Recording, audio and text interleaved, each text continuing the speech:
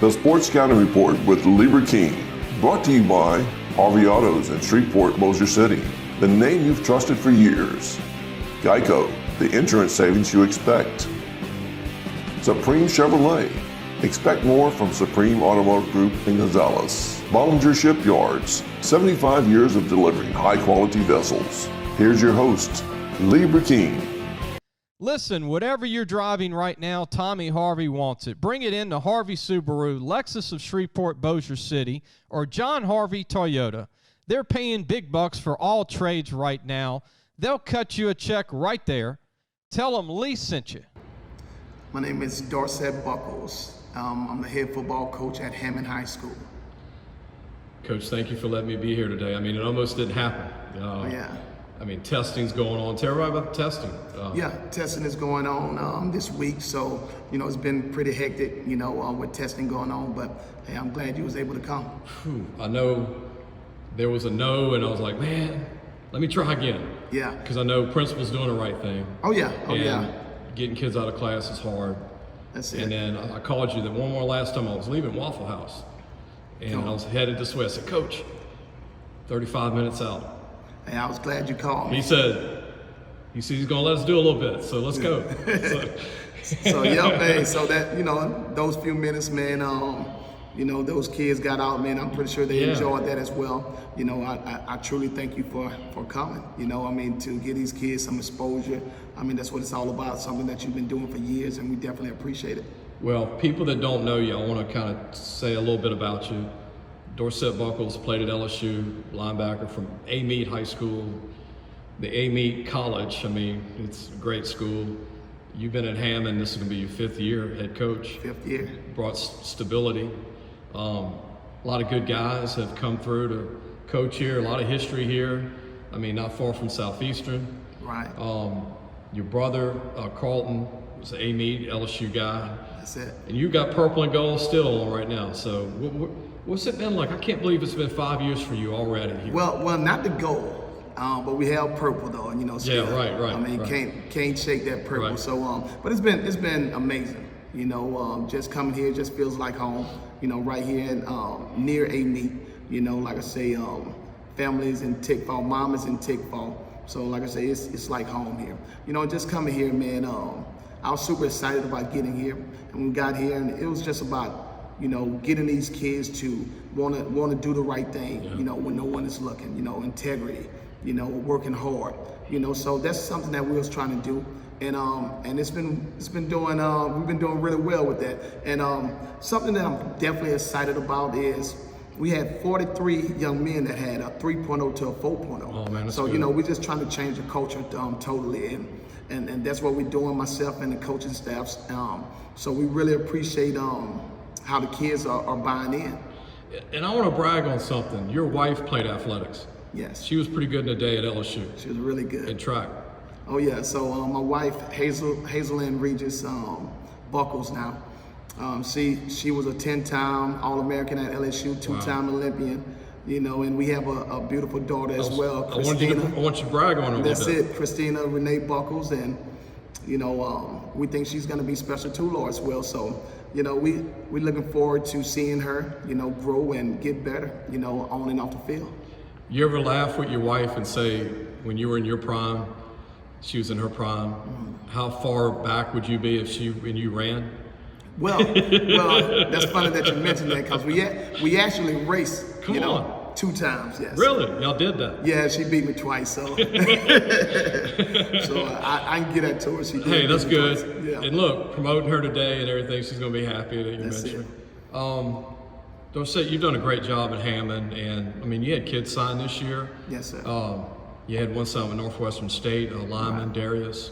Kenyatta Fleet, a big-time 6'2" receiver DB, is going to college. Yes, sir. That's big stuff, considering the portal is taking a lot of scholarships. You had guys that still sign. Most definitely. I think the roster now in college is 101, if I'm not mistaken. But the last few years, man, we've been getting them out. Getting them in college, and that's our ultimate goal.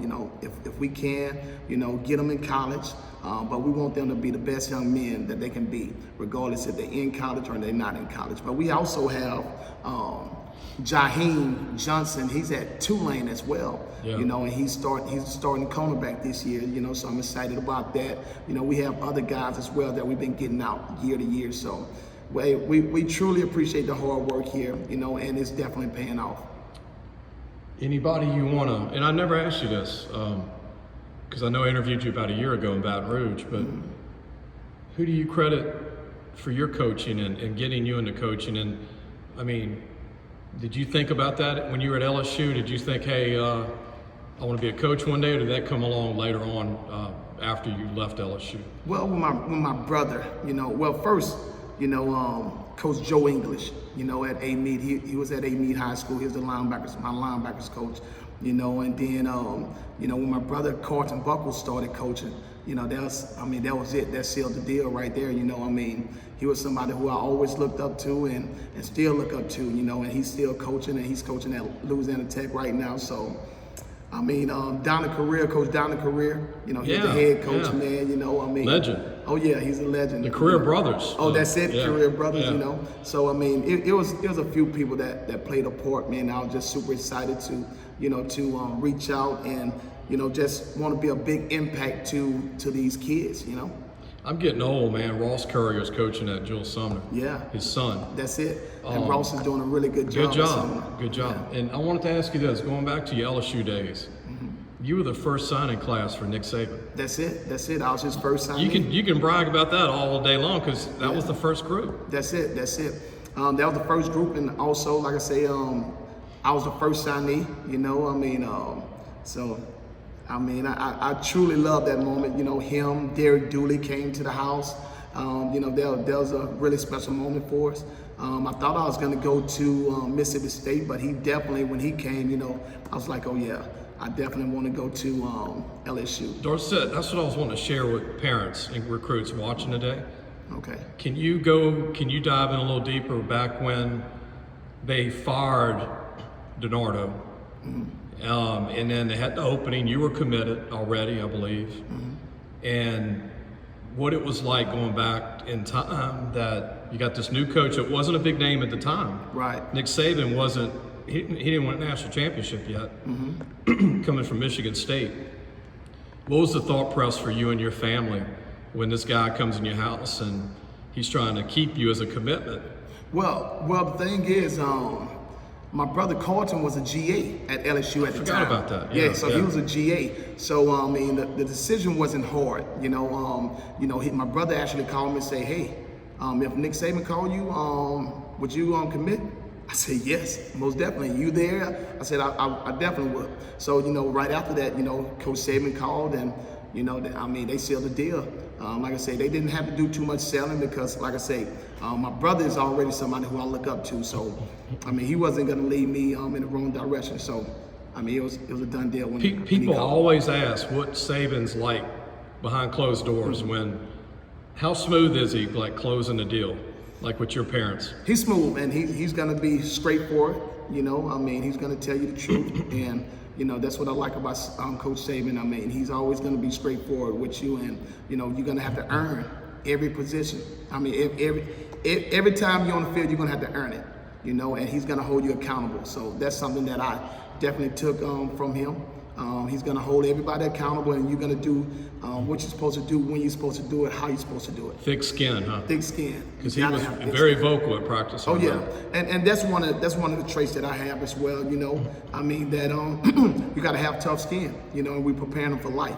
You know, I tell the guys, you know, one day you might go in and your boss might say something that you don't like. What you're going to do? You're going to quit. You know, the easiest thing to do is quit.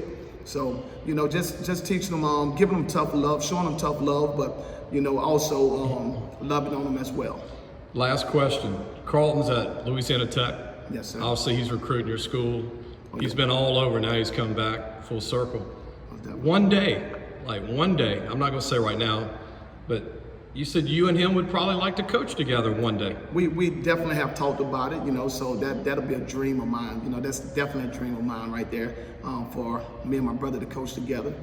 You know, whether he's the head coach or I'm the head coach, you know, it doesn't matter. You know, that'll be a dream come true right there. 2A meat boys. 2A meat guys.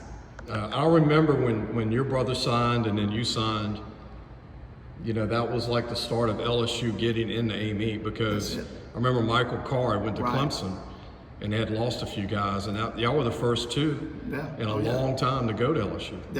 Back during that era. And then we had Lester Record come along as well. So Hook Finn came from Kentwood. Hook Finn came from Kentwood. Rudy actually signed with him, and Marvin Jones. So Tangipahoa Parish was definitely in there, you know.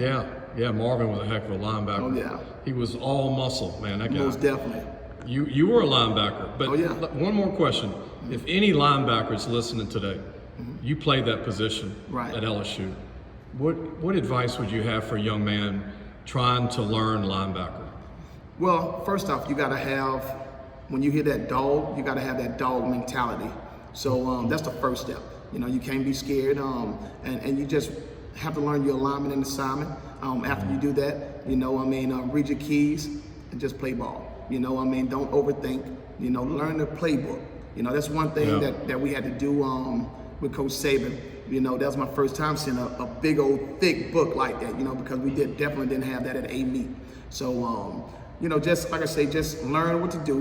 Know your alignment and assignment, and you got to have the main thing. You got to have that dog in you. So. And trust the coaches, whether you're strong or weak side. That's it. Let them put you where you belong. That's it. It's three spots. Hey, trust the process. That's it. Appreciate you, Dorsett, Coach. Thank you, man. I appreciate you as well. Thanks for watching the Sports Scouting Report with Lieber King.